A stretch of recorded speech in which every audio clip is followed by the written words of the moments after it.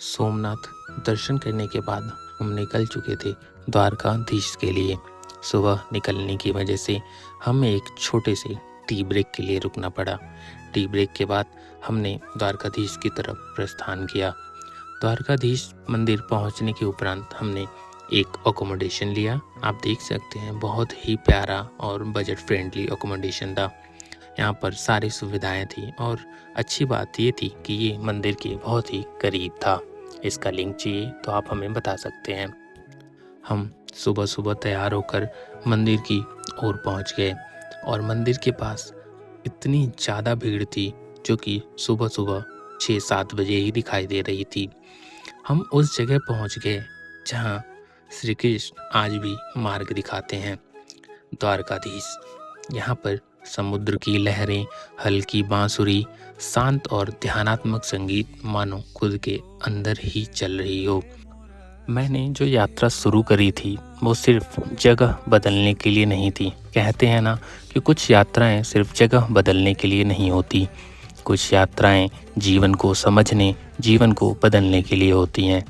मेरी यात्रा शुरू हुई उस नगरी की ओर जहां समुद्र भी श्री कृष्ण के चरणों में अपनी लहरें थाम लेता है। गुजरात की पावन भूमि पर अनंत सागर के किनारे बसी ये द्वारका कृष्ण की नगरी, और यहाँ विराजमान है स्वयं राजाधिराज द्वारकाधीश। कहा जाता है जब मथुरा छोड़ी गई तो कृष्ण ने द्वारका बसाई, एक ऐसी नगरी जहाँ धर्म, नीति और करुणा एक साथ सांस लेते थे। द्वारका सिर्फ एक शहर नहीं थी, यहाँ धर्म का राज्य था। जैसे जैसे मेरी यात्रा आगे बढ़ी, सड़कें शांत होती गईं और मन भी। लहरों की आवाज़ के बीच ऐसा लगा मानो कृष्ण स्वयं कह रहे हों, रुको, सुनो और भरोसा रखो। तुम ऐसी जगह आए हो जहाँ मैं स्वयं विराजमान हूँ। तुम्हारे सारे तकलीफ, सारे दुख और सारी मनोपीड़ा यहाँ पर अपने आप शांत हो जाएगी। द्वारका के समीप फैला यह समंदर केवल जल नहीं है, यह एक साक्षी है।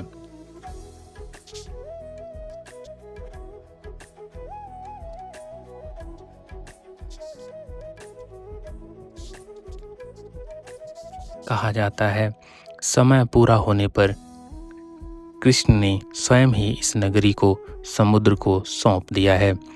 यह हमें सिखाता है कुछ भी अस्थायी नहीं सिवाय धर्म और कर्म के। यहाँ पर मंदिर के ध्वजा को दिन में 5 बार बदला जाता है। हम बाहर खड़े खड़े यह देख रहे थे, उस समय ही 2 ध्वजा बदल दिया गया था। जैसे ही मन में आ रहा था कि क्या हमें दर्शन दे पाएंगे गोविंद, क्योंकि इतना टाइम हो चुका था हमें लाइन में खड़े खड़े। जैसे ही द्वारकाधीश मंदिर के मुख्य द्वार के सामने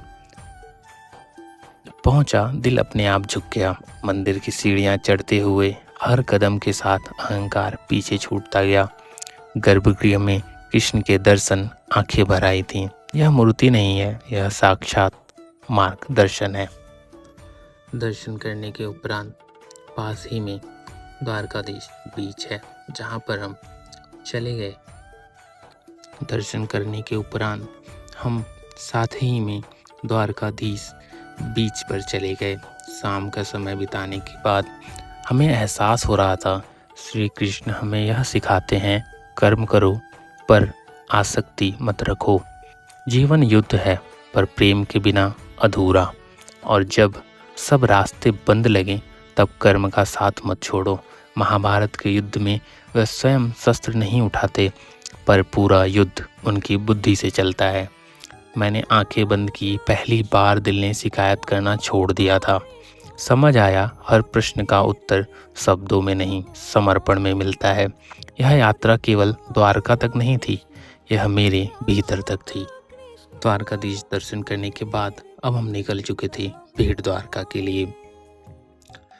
अगर जीवन में कभी दिशा खो जाए, मन भारी हो जाए या निर्णय कठिन लगे, तो द्वारकाधीश को याद रखना।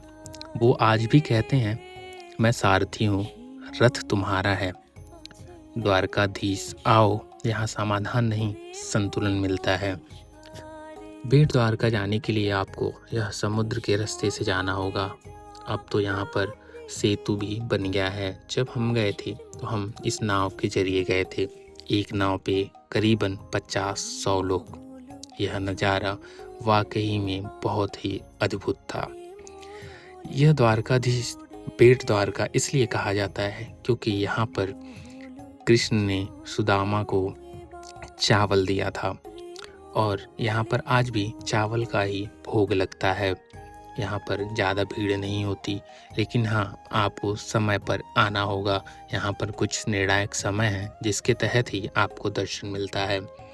यहाँ पर कृष्ण और सुदामा की प्यारी चित्रकलाएं भी हैं और यह मंदिर वाकई में समुद्र के दूसरी छोर पर है। यहाँ पर एक स्वर्ण द्वारका भी है जो बेट द्वारका मंदिर के जस्ट बगल में ही है। आप यहाँ पे भी दर्शन करने के लिए आ सकते हैं। कहते हैं श्री कृष्ण पर विश्वास वही कर सकता है जो कृष्ण से प्रेरित है। यहाँ पर चित्रकलाएं मानो खुद एहसास करा रही हों कि कृष्ण हर जगह विराजमान है। यहाँ पर शिव मंदिर और अन्य 2-4 मंदिर भी हैं जहाँ पर आप दर्शन कर सकते हैं और चावल का भोग लगा सकते हैं।